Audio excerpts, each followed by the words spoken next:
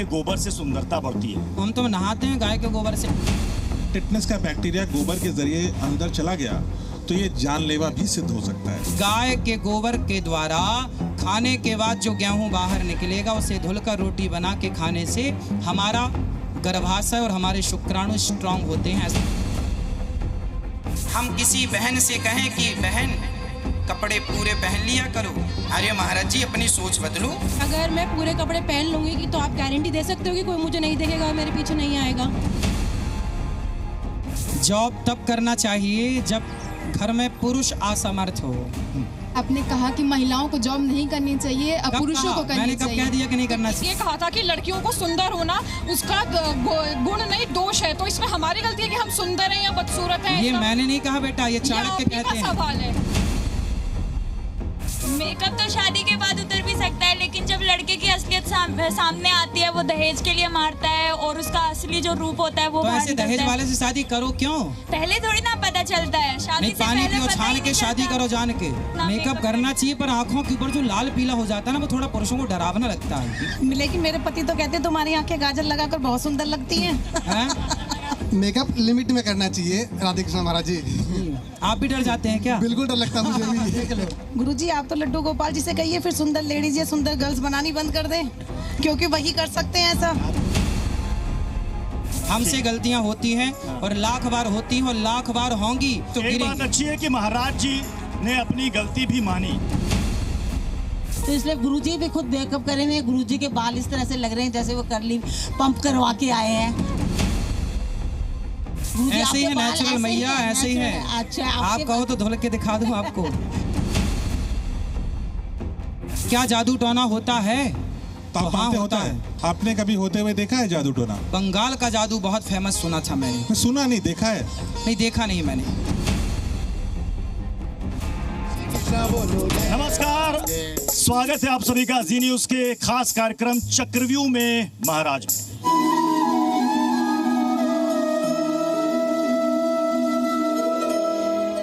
इनके लाखों करोड़ों फॉलोवर्स हैं, चाहे आप फेसबुक देख लीजिए, चाहे आप इंस्टाग्राम देख लीजिए या फिर कोई भी सोशल मीडिया साइट देख लीजिए, इनके लाखों करोड़ों अनुयायी हैं और इनके मुंह से निकली हुई वाणी लोगों के लिए, इनके फॉलोवर्स के लिए वो अमृत के समान है और इनके जीवन का जो मुख्य उद्देश्य है वो है सनातन का प्रचार करना और गौ सेवा करना।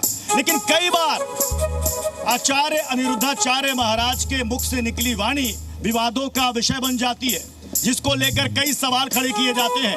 तो आज हमारे साथ खुद मौजूद हैं अनिरुद्धाचार्य महाराज जी। जोरदार तालियों के साथ स्वागत होना चाहिए, जोरदार तालियों के साथ।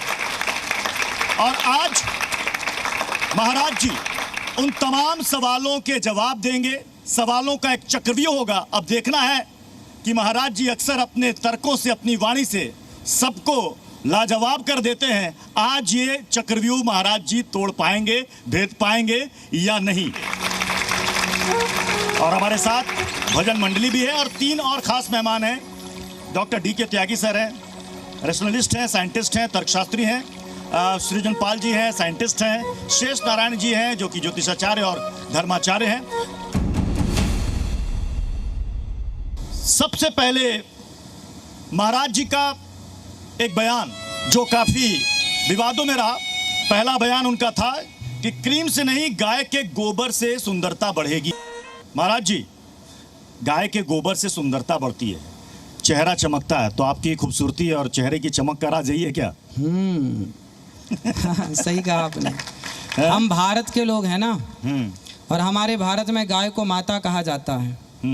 तो जिस देश में गाय को माता कहा जाता है उस देश में माता का सम्मान कैसे होगा? हमारे यहाँ केमिकलों के बल पर ये भारत नहीं टिका। ये भारत का अस्तित्व है तो गाय के बल पर है। जब हमारे देश में भरपेट लोगों के पास खाने को अन्न नहीं हुआ करता था, तब गाय अपने दूध से, अपने मक्खन से, अपने दही से पूरे भारत का पेट भरती थी। आपको एक बात पता होगी, जब देश के प्रधानमंत्री पंडित श्री लाल बहादुर शास्त्री जी हुआ करते थे, उस समय भारत में अमेरिका से गेहूं मंगाया जाता था, कुछ मैंने ऐसा सुना है। तो उस समय हमारे भारत में भरपूर गेहूं नहीं था, मतलब पुराने आज के 100 साल 50 साल पुराने लोगों से पूछो तो भरपेट खाने की व्यवस्था हमारे यहाँ नहीं थी, इतनी गरीबी थी जी। उस समय भी जहाँ खाने को पृथ्वी अन्न नहीं देती थी, उस जमाने में गाय ने हम सबको दूध दही घी पिला पिला के हम सबके प्राणों की रक्षा की है।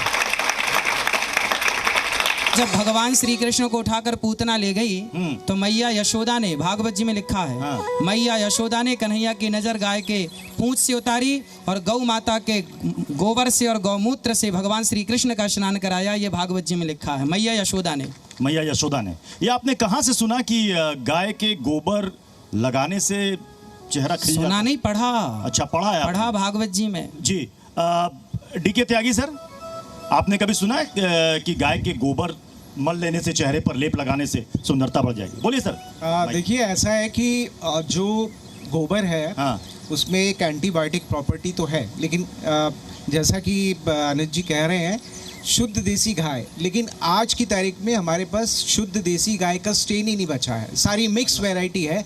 और उसके गोबर से आप देखिए, उसको आप नाक के पास नहीं ला सकते। दिल्ली में जितनी गाय घूमती हैं जी, क्योंकि वो ना तो उसको उस तरीके का भोजन मिलता है, कुछ भी गंद वो खाती है जी। उसके गोबर से अगर वो आपको रास्ते में कहीं पड़ा है, आप रुमाल रखकर गुजरते हैं, तो क्या उस गोबर से आप नहाना पसंद करेंगे? खास तौर पर लड़कियां और महिलाएं अपने चेहरे को लेकर बहुत ज्यादा केयर करती हैं। कभी लगाया चेहरे पर गोबर?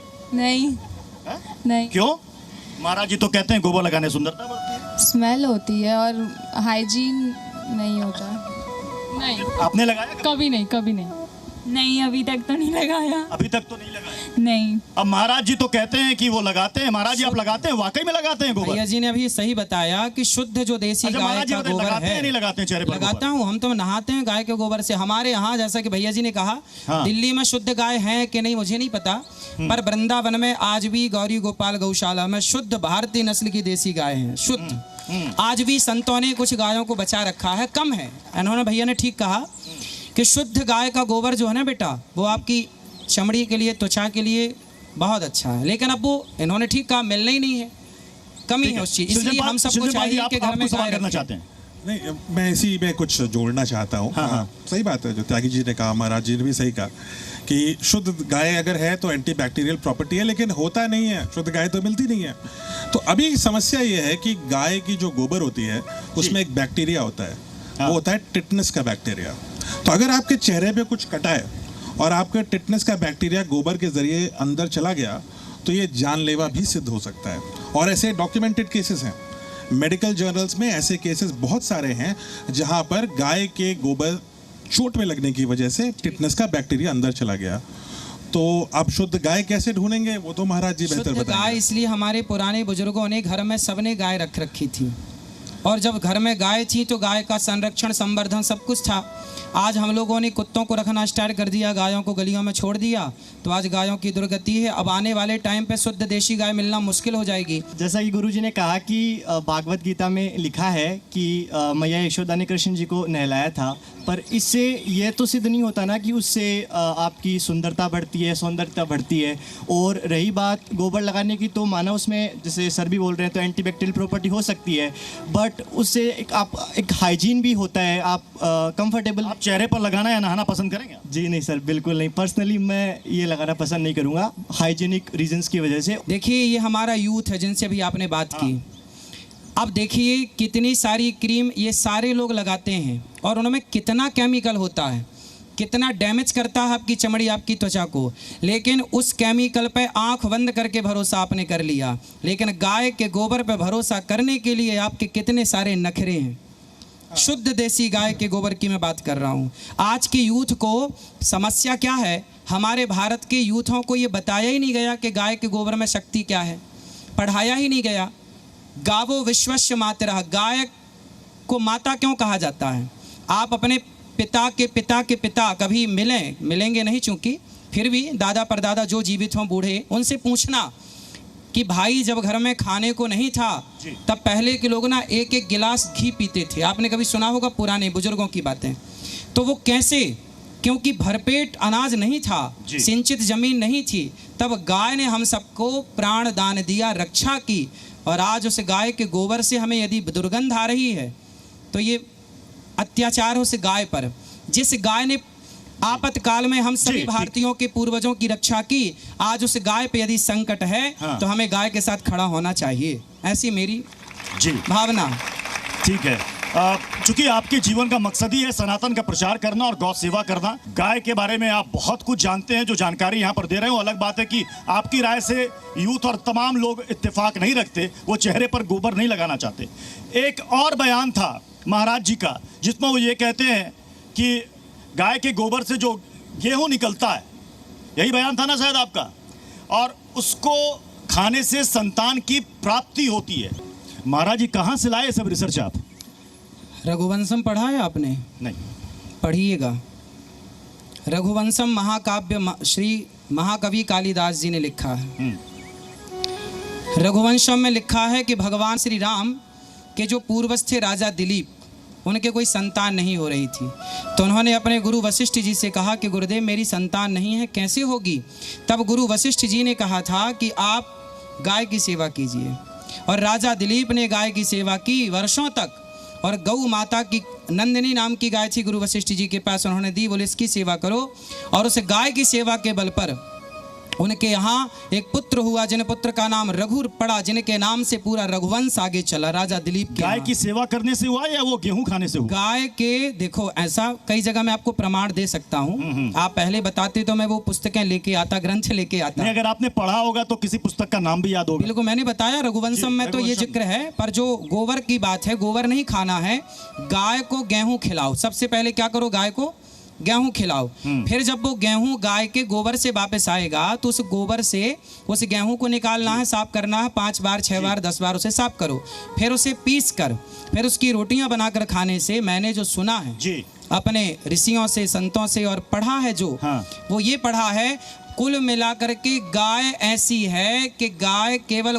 दूध ही देती है जी, दही और मक्खन और घी तक ही हम जाते ना, गाय के गोबर के द्वारा खाने के बाद जो गेहूं बाहर निकलेगा उसे धुलकर रोटी बना के खाने से हमारा गर्भाशय और हमारे शुक्राणु स्ट्रांग होते हैं, ऐसा मैंने सुना है। और आप बताते तो मैं लेके आता, कहाँ लिखा है। अच्छा महाराज जी, एक चीज कमाल है, आप बहुत अच्छे कथावाचक है, कथा कहते हैं, लेकिन आपकी एक लाइन जो है बार बार आती है, ऐसा मैंने सुना है। आपका तो बहुत बड़ा आश्रम है, कितनी गायें होगी वहाँ? 350 से अधिक। 350 से अधिक, अच्छा। और कितने एकड़ में फैला है वो? लगभग 2 एकड़ है। 2 एकड़ है, अच्छा। जहाँ गौ माता रहती हैं लगभग 2 एकड़ की भूमि है। हाँ, तो वहाँ पर क्या खिलाते हैं उनको, चारा या गेहूँ?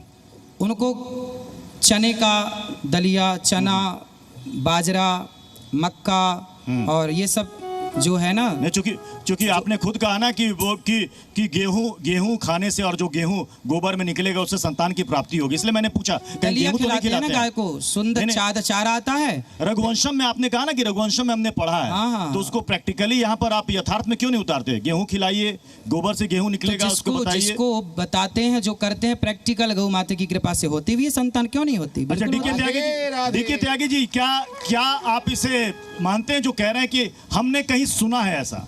देखिए, आज के हमारा जो प्रेजेंट टाइम है, ये साइंस का है, कही हुई बात नहीं, उसका साक्ष्य चाहिए। रेफरेंस हो सकता है किसी किताब में जिक्र हो, लेकिन उसको प्रैक्टिकली भी प्रूव करना होता है। जो बहुत सारे रिसर्च पेपर हैं गोबर के ऊपर, गौमूत्र के ऊपर, इंडिया में नहीं, संतान प्राप्ति को लेकर कोई रिसर्च है क्या? गोबर को लेकर किसके ऊपर? बिल्कुल नहीं है। सृजनपाल जी, हम बात कर रहे थे संतान प्राप्ति की, ऐसा कोई रिसर्च है क्या कोई पूरी दुनिया में कहीं? ऐसा कोई रिसर्च नहीं है। महाराज जी की बात ये कि गाय का ख्याल रखिए, बहुत अच्छी बात है, अच्छा जानवर है, ख्याल रखना चाहिए हमें। लेकिन ये कहना कि मेडिकल साइंस इतना बड़ा बना, इनफर्टिलिटी के ऊपर, IVF के ऊपर इतनी टेक्नोलॉजीज बनी, वो सब एक तरफ, और गाय के अंदर जो है एक गेहूं का दाना जो निकला उसका रोटी बनाए एक तरफ, ऐसी कोई मेडिकल साइंस नहीं है। समस्या ये होगी कि लोग ये सब ट्राई करना शुरू कर देंगे, और जो एक्चुअल मेडिकल प्रॉब्लम है उसको सॉल्व करना भूल जाएंगे।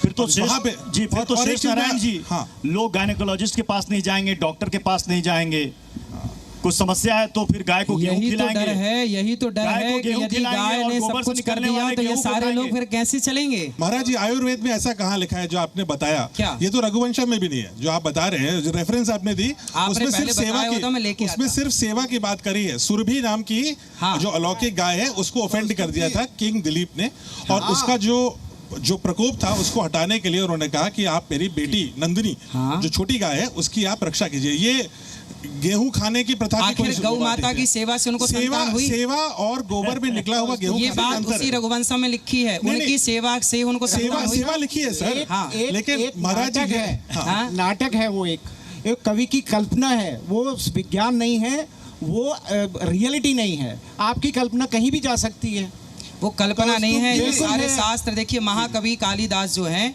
उनके द्वारा लिखे गए ग्रंथ प्रामाणिक हैं, उन्हें कल्पना नहीं। कवि है तो कवि तो कल्पना ही करता है। चलिए, सहमत है महाराज जी किस बयान से? बिल्कुल नहीं, मर्यादा तो आंखों में होती है, कपड़ों में नहीं।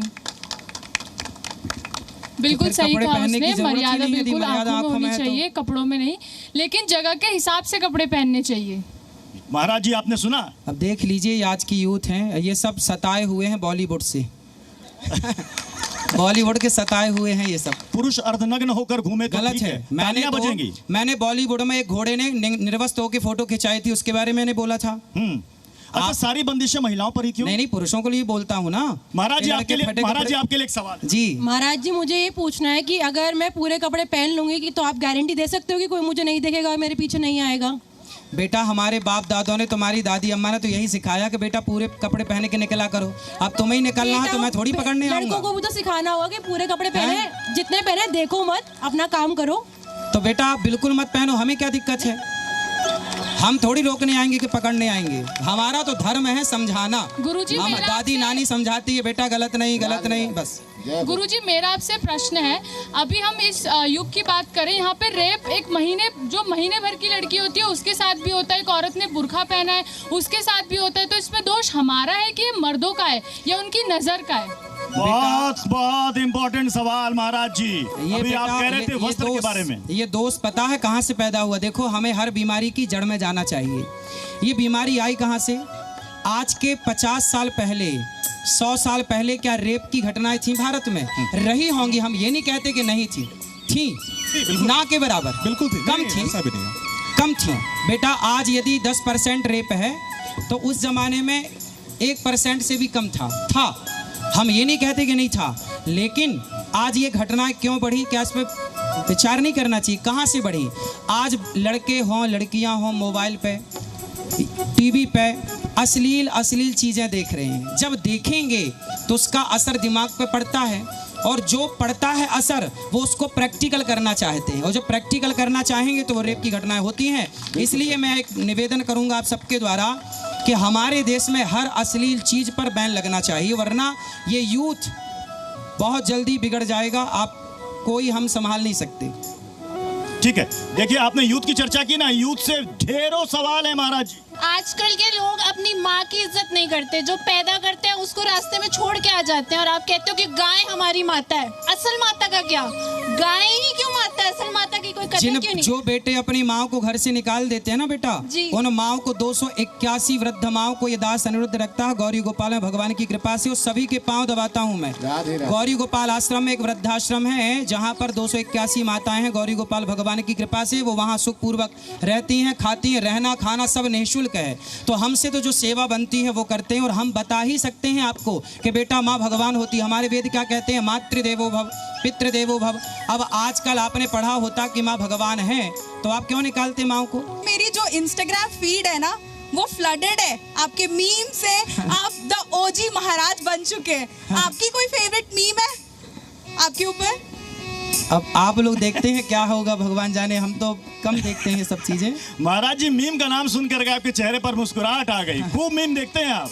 देखने का टाइम ही नहीं मिलता। अब देखिए आपके पास बैठा भी इसके पहले कहीं और था कि फिर कहीं और होना है जी, व्यस्तताएं हैं इसलिए समय नहीं मिलता। कहीं ऐसा तो नहीं महाराज जी आप जानबूझ करके ऐसे बयान देते हैं जिसके खूब मीम बने और आप और ज्यादा लोकप्रिय हो जाएं? क्या बयान दे रहा हूँ? मैं तो यही कह रहा हूँ ना, गाय हमारी सबकी माता है। ये क्या, ये तो भारत की बात है ना। हम भारत के लोग यदि गाय को माता नहीं कहेंगे तो क्या पाकिस्तानी गाय को माता कहेंगे? महाराज जी ने कहा था एप्पल कंपनी के CEO, उनके मालिक स्टीव जॉब्स, नीम करौरी बाबा से मिले थे, उन्होंने एक सेब खाया, आधा खाया और उनके हाथ में थमा दिया और कहा कि यही तुम्हारे फैक्ट्री का नाम होगा, तो वहीं से आया एप्पल।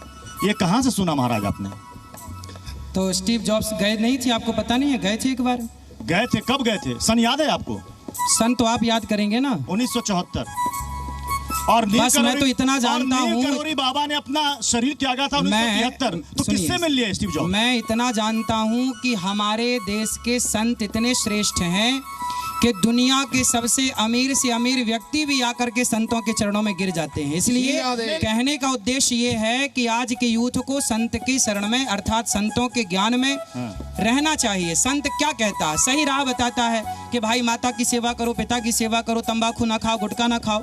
अच्छी बात। देखिए वहाँ उद्देश्य कब गए कब नहीं गए, उद्देश्य वो नहीं था। उद्देश्य ये था कि यूथ जाए। मैंने कहीं सुना, हमारा जब सुनते बहुत हैं लेकिन कहाँ से सुनते हैं आपको पता ही नहीं। स्टीव जॉब्स आए थे, नीम करौली आश्रम आए थे, बिल्कुल आए थे, आप जाइए। आए थे 1974 में आए थे, जब नीम करौरी बाबा ने शरीर त्याग दिया था 1973 में। हाँ। तो जब वो जीवित ही नहीं थे तो अपना जूठा सेब किसको दे दिया, जिससे एप्पल कंपनी का नाम हो गया?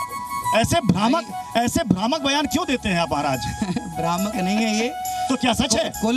हो सकता है कि एक बात सही ना हो पर दूसरी बात तो सही है, कि तो जो सही है वो मान लीजिए। तो आपने कहा ना, तो आप ये मानते हैं ना मिस इन्फॉर्मेशन आपने दी? भाई गलत इन्फॉर्मेशन हो सकती है, कई बार होती है।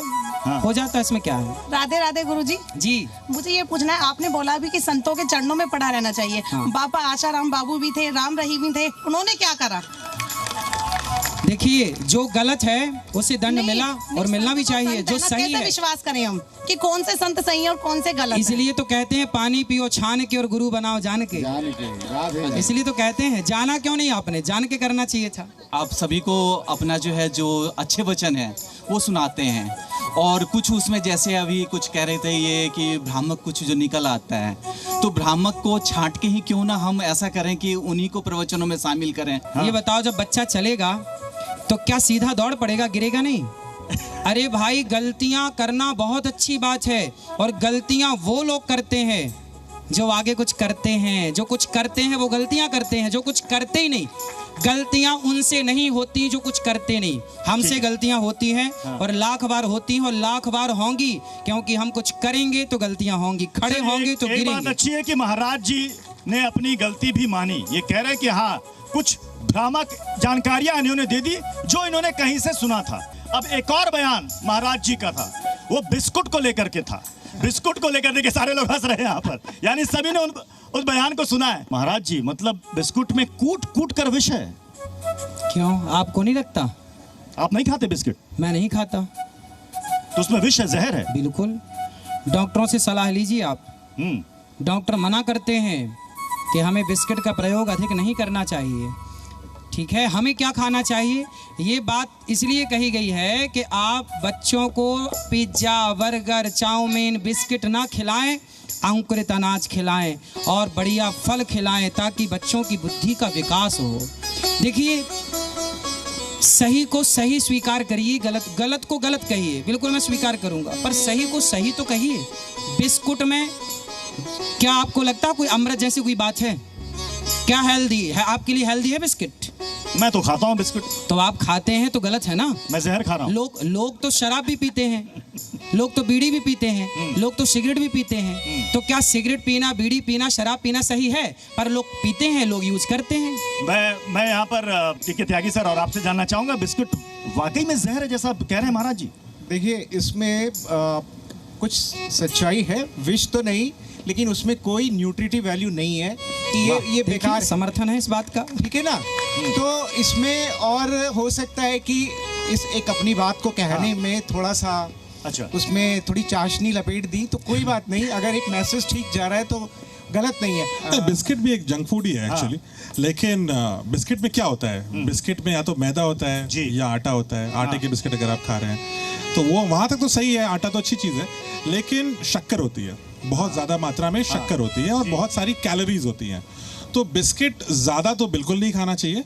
विष तो नहीं है, ऐसा नहीं है। विष का अर्थ थोड़ा अलग होता है महाराज जी, मतलब आपने खाया मर गया। तो आपको बोलना चाहिए धीमा है थोड़ा। स्वामी विवेकानंद का कर्मयोग में लिखा गया है 7वें-8वें पेज पर कि ज्ञान निरंतर प्राप्त किया जाता है और जीवन का अर्थ मूल यही है कि हम ज्ञान प्राप्त करते रहें। तो निरंतर ज्ञान प्राप्त करने के राह में अनिरुद्धाचार्य जी कहते हैं कि सूरज नागालैंड से उगता है, कोरोनील जो है वो वैक्सीन बन जाती है और बाद बाकी चीज़ राधा रानी पर बयान प्रदीप मिश्रा का आ जाता है। तो हमारे बाबा इतने संकोची क्यों हैं कि वो ज्ञान ना पाते होते हुए भी वह कहते हैं कि हमारे पास सब ज्ञान है और संकोच में वह स्वीकार नहीं करते कि वह भी ज्ञान निरंतर प्राप्त कर रहे हैं। अच्छा बेटा, फिर बताओ, हमारे यहाँ एक गीत सुना है सबसे, जहाँ सूरज सबसे पहले आकर डाले अपना डेरा, वो भारत देश है मेरा। यदि अनिरुद्धाचार्य गलत है तो ये गीत भी गलत है। मैंने तो कहा कि भारत सूर्य उदय कहाँ होता, भाई होता होगा कहीं सबसे पहले, पर हमारे यहाँ पूरब की ओर जाइए, जो पूरब की तरफ है। हमने तो ये सुना है कि जहाँ सूरज सबसे पहले आकर डाले अपना डेरा, वो भारत। हाँ, अरे कहीं और आता हो या ना आता हो, पर हमारे भारत में सूर्य भगवान सबसे पहले आते हैं। इसको मान लेने में क्या बुराई है? हाँ, आता होगा।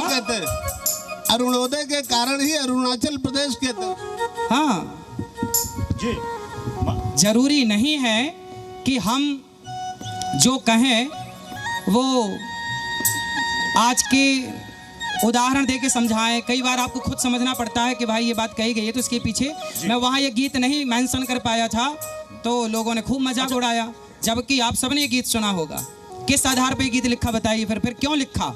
आपने कहा कि हनीमून जाना ही नहीं चाहिए, क्यों? हमने कब कहा नहीं जाना चाहिए? अच्छा, जाना चाहिए। पहले अपने घर के रीति रिवाज रस्म तो पूरी कर लो जी। हमारे यहाँ शादी होती है, सबसे पहले कुल देवताओं को, ग्राम देवताओं को, अपने जो क्षेत्रीय देवता हैं, हाँ। बड़े बुजुर्ग हैं, सबको प्रणाम करके आशीर्वाद लिया जाता है। फिर सारी जिंदगी एंजॉय करो, कौन मना करता है? मुझे लगता है कि वो खुद की पर्सनल चॉइस होती है, उनको अगर रीति रिवाज करना है तो उसके बाद जाएं, और अगर अभी यूथ में आजकल इतना है नहीं रीति रिवाज तो वो जो मानना चाहते हैं वो माने। तो आज का यूथ बिना रिवाज का हो गया है बेटा, थोड़ा तो रिवाज रखना चाहिए ना।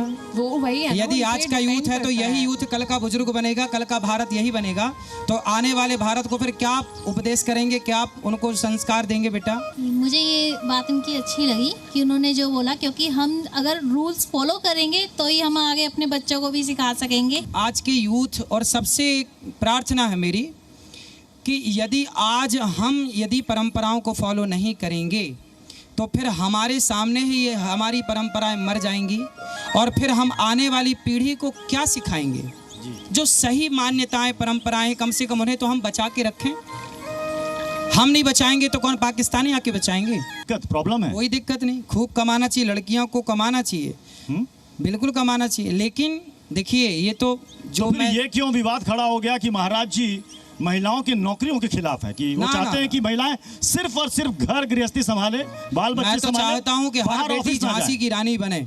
मैं तो ये कथा में कहता हूँ हर बेटी को झांसी की रानी बनना चाहिए। अभी मैंने ऐसा बहुत देखा है कि पति जो कमाते हैं वो अपनी बीवी को ये कह के मारते डांटते हैं कि मैं तुमको खिला रहा हूँ और तुम मेरी सेवा करने के लिए ही बनी हो। जेंडर इक्वालिटी कहाँ है महाराज? बेटा जो आज का यूथ है ना, चाहे वो लड़की हो लड़का हो, आज के लोगों की मानसिकता ही अलग है। आपने अपने पिताजी को, अपने दादाजी को देखा होगा, उन्होंने सारी जिंदगी गुजार दी, आज तक आपकी माँ को ताने ना मारा होगा आपके पिता ने और आपके दादाजी ने कि मैं कमाता हूँ। अब आज की जो आज की जो ये भूमिका है आज आप लोगों की, तो आजकल ना केवल लड़की नहीं लड़के भी सत्संग तो करते नहीं, संस्कार तो है नहीं, तो वो 2 पैसा कमाएंगे तो एटीट्यूड में चलते हैं, मैं किसी से कम हूँ क्या? मेरी एक फैमिली है तो मेरे को हमेशा एक डर रहेगा कि अगर बाय चांस कुछ हो गया तो मैं भी तो कुछ कंट्रीब्यूट करूँ फैमिली में एज अ सिक्योरिटी। मतलब मेरे को सिर्फ ये नहीं करना ना कि घर में बैठूँ। कह रहे हैं कि घर में आपकी भी जिम्मेदारी है, घर पे बच्चों को संभालने, सास ससुर को देखने।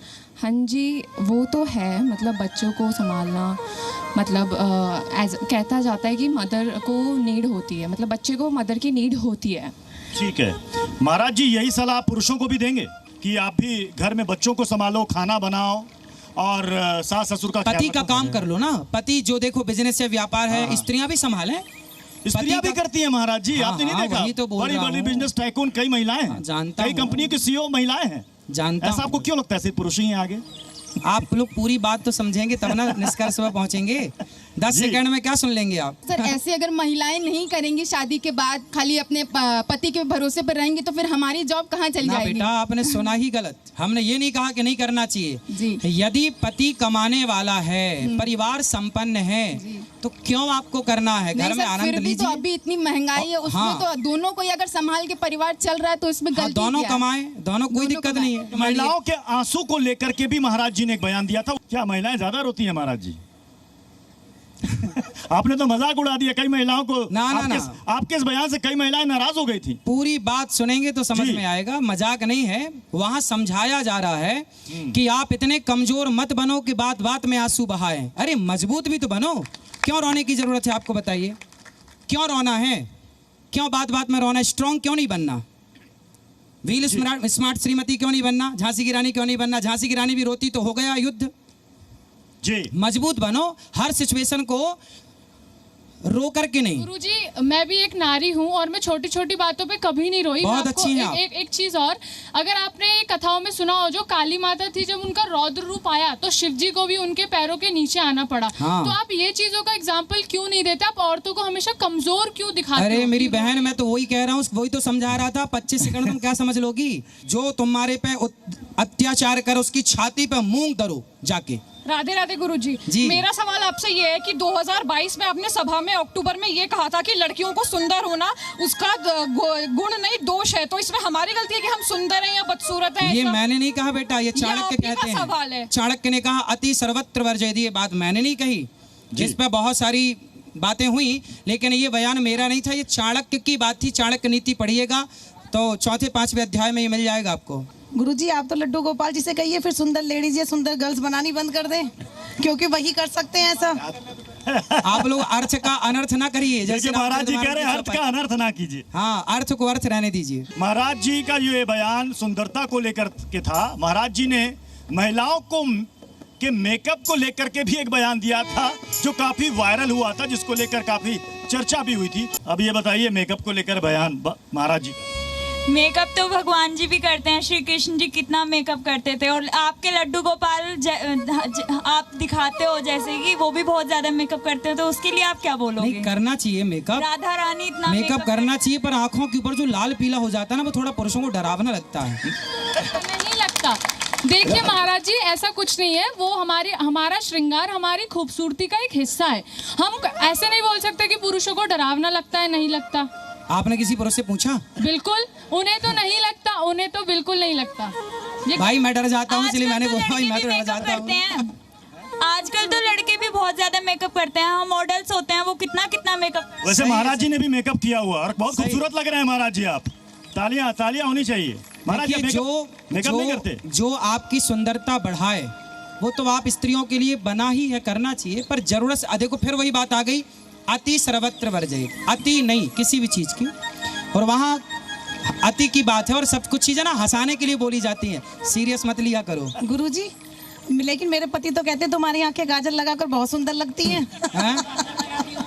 और मैं काजल लगाती हूँ, वो तो हमेशा तारीफ करते हैं। तो काजल तो सबको लगाना चाहिए। नहीं, लाइनर भी लगाती हूँ, ऐसा नहीं है गुरुजी। अब आप बताइए क्या कहेंगे आप? नहीं तो लगाओ, हम थोड़ी हाथ पकड़ने जाएंगे। लिपस्टिक और लाइनर सब लगा रहे। मेरे पति तो कहते हैं आप बिना मेकअप मतलब लिपस्टिक अच्छी नहीं लगती। अब आप बताइए। तो लगाओ। वो तो हर एक इंसान की ओपिनियन होती है। कुछ लोगों को बहुत अच्छा लगता है, कुछ लोगों को बहुत खराब करता है, पर लड़कियां लड़कों के लिए नहीं करती है मेकअप, वो करती है। जी, मेकअप बिल्कुल करना चाहिए। हाँ, वो जो कह रहे हैं कि बहुत डार्क आई शेडो मेरे ख्याल से लगाने से डर जाते हैं, ऐसा कुछ है नहीं। और जिसको जैसा पसंद है वैसा मेकअप करना चाहिए। जिसको जो पसंद है वो करना चाहिए। मेकअप लिमिट में करना चाहिए। राधे कृष्ण महाराज जी। आप भी डर जाते हैं क्या? बिल्कुल डर लगता है मुझे भी। गुरुजी ने भी अपनी तरफ से मेकअप करके आए हैं कि जो उन्होंने टीका लगाया है, चंदन लगाया है, ये अगर वो ना लगाएं तो वो इतने सुंदर नहीं लगेंगे। तो इसलिए मेकअप तो सबको अपनी अपनी जगह पे थोड़ा बहुत करना ही चाहिए। तो इसलिए गुरुजी भी खुद मेकअप करे हुए हैं। गुरुजी के बाल इस तरह से लग रहे हैं जैसे वो करली पंप करवा के आए हैं। अब गुरुजी ऐसे ही है, नेचुरल मैया, ऐसे ही है। अच्छा, आप कहो तो धुल के दिखा दूं आपको। बस यही मैं पूछना चाहती हूँ। ऐसे ही है, जो ईश्वर ने बनाया वैसे ही है। ठीक है, धन्यवाद। चंदन तिलक लगा है बस। आजकल जिस तरीके से देखते हैं कि तलाक के जो कारण बढ़ रहे हैं, उसमें कहीं ना कहीं मेकअप भी कारण है। जब लड़के वाले जाते हैं देखने को लड़की वालों को, लड़की तब मेकअप में होती है, शादी से पहले मेकअप में होती है, शादी के समय में मेकअप में होती है, लेकिन शादी के बाद 2 दिन बाद जब ये असली रूप में आती नजर आती है तो कहीं ना कहीं वो तलाक का कारण भी बनता है। सही है, सही है, सही है। किसको बढ़ावा दे रहे हैं आप? अंधविश्वास को? देखिए, हर चीज बढ़ावे और घटावे से नहीं है। जो फैक्ट है, आज के पहले आप सबने बंगाल का जादू सुना होगा, बहुत पहले मैंने सुना था बंगाल का जादू होता है। तो जादू के बारे में तो मैंने सुना है, आपने भी सुना होगा जादू के बारे में। पहले के लोग खूब जादू टोना करते थे।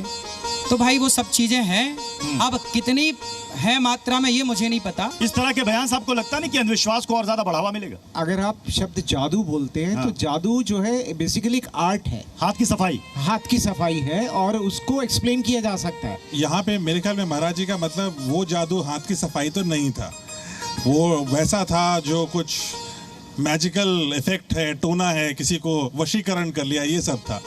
मुझे नहीं लगता है कि ये सत्य है और इसका कोई प्रमाण नहीं है कि सत्य है। अब अगर इसमें समस्या यही होती है कि लोग जा कर के इलाज नहीं कराएंगे बीमारी का, वो जादू टोना कराने लगेंगे, फिर उनको कुछ हो जाएगा तो उसका जिम्मेदार कौन होगा? हमें जादू टोना के चक्कर में पड़ना नहीं चाहिए, लेकिन पूछा क्या सवाल गया, क्या जादू टोना होता है? तो हाँ, होता है। आपने कभी होते हुए देखा है जादू टोना? मैंने जादू टोना के बारे में बंगाल का जादू बहुत फेमस सुना था। मैंने सुना नहीं, देखा है? नहीं, देखा नहीं मैंने। तो यही बात है, देखा किसी ने नहीं है, सुना सबने। देखा नहीं। महाराज जी, हाँ, आप सुनते बहुत है, जो मैं बार बार कह रहा हूँ। आपने कहा मैंने सुना है, आपके सारे बयान मैंने सुना है से शुरू होते हैं। तो मैंने कभी सुनने के बाद कभी आपने उसको परखा? सुने को स्वीकार भी तो करता हूँ ना। आपने कभी परखा? क्या भाई जादू टोना परखने की मेरे को जरूरत ही नहीं पड़ी, मैं खुद बिलीव नहीं करता जादू टोना। मैं आपसे पूछता हूँ, पर्सनली पूछता हूँ, क्या आप जादू टोने या टोटके में आप खुद पर्सनली यकीन करते हैं? अब भी मैंने बोल दिया, मैं खुद बिलीव नहीं करता। आपके प्रश्न के पहले ही बोल दिया मैंने। मैं नहीं मानती, बिल्कुल भी नहीं। नहीं, ऐसा कुछ नहीं होता। अच्छा, जादू टोना को मानना नहीं चाहिए। आप तो कथा में सबके बारे में बात करते हैं, यहाँ पर जितने युवा हैं उनके लिए क्या मैसेज है आपका, क्या संदेश है युवाओं के लिए? आप सब देखिए, जितने भी आज के नौजवान बच्चे हैं ना बेटा, आज के समाज में रहना बुरा नहीं है, 21वीं सदी में रहना बुरा नहीं है, मॉडल युग में रहना बिल्कुल बुरा नहीं है, रहो। पर अपनी संस्कृति, अपने संस्कारों को यदि आपने छोड़ दिया तो देखो, ये पूरी इमारत जो खड़ी है ना, ये इसलिए खड़ी है कि इसका वेश मजबूत है। यदि वेश कमजोर होगा तो ये धराशायी हो जाएगी। आपका वेश आपके संस्कार है बेटा, इसीलिए कितने भी ऊंचे जाओ पर अपने संस्कारों को ना खो। एक बार तालियां बजा दीजिए। और महाराज जी, समापन एक बहुत ही सुंदर से भजन के साथ। हो तेरा पल पल बीता जाए, मुख से जप ले नमः शिवाय। तेरा पल पल बीता जाए, मुख से जप ले नमः शिवाय। तेरा पल पल बीता जाए, मुख से जप ले नमः शिवाय। तेरा पल पल बीता जाए, मुख से जप ले नमः शिवाय। ओम नमः शिवाय, ओम नमः शिवाय, ओम शिवाय, ओम नमः शिवाय। ओम नमः शिवाय, ओम नमः शिवाय, ओम नमः शिवाय, ओम नमः शिवाय। तेरा पल पल बीता जाए, मुख से जप ले नमः शिवाय। तेरा पल पल बीता जाए, मुख से जप ले नमः शिवाय। तेरा पल पल बीता जाए, मुख से जप ले नमः शिवाय। तेरा पल पल बीता जाए, मुख से जप ले नमः शिवाय। ओम नमः शिवाय, ओम नमः शिवाय, ओम नमः शिवाय, ओम नमः शिवाय। ओम नमः शिवाय, ओम नमः शिवाय, ओम नमः शिवाय, ओम नमः शिवाय। बोले शंकर भगवान की जय। चलिए, सावन का महीना चल रहा है और महाराज जी ने महादेव का नाम भी ले लिया और जयकारे भी यहाँ पर लग गए। बहुत बहुत धन्यवाद महाराज जी हमें समय देने के लिए। और चक्रव्यूह में महाराज में अब यहाँ तमाम सवालों का जवाब बहुत ही बेबाकी के साथ महाराज जी ने दिया। अब ये जनता तय करे कि इस चक्रव्यूह को महाराज जी भेद पाए या नहीं। बहुत बहुत शुक्रिया महाराज जी आपका और तमाम ऑडियंस आपका। मैं चक्रव्यूह में अभी फंसा ही हूँ कि निकाला आप लोगों ने, बता तो दीजिए। निकाल दिया जी, निकाल। हाँ, हल्का सा फंसे ही हुए हैं। हल्का सा फंसे हुए हैं। अभी आप फंसे हुए हैं। हाँ, बहुत बहुत धन्यवाद महाराज, धन्यवाद आप सबका, बहुत मुरली वाले श्याम की मैं बनूंगी दुल्हनिया, हो बनूंगी दुल्हनिया, मैं बनूंगी सजनिया, बनूंगी दुल्हनिया, मैं बनूंगी सजनिया, मुरली वाले श्याम की मैं बनूंगी दुल्हनिया, मुरली वाले श्याम की मैं बनूंगी। श्री राधे।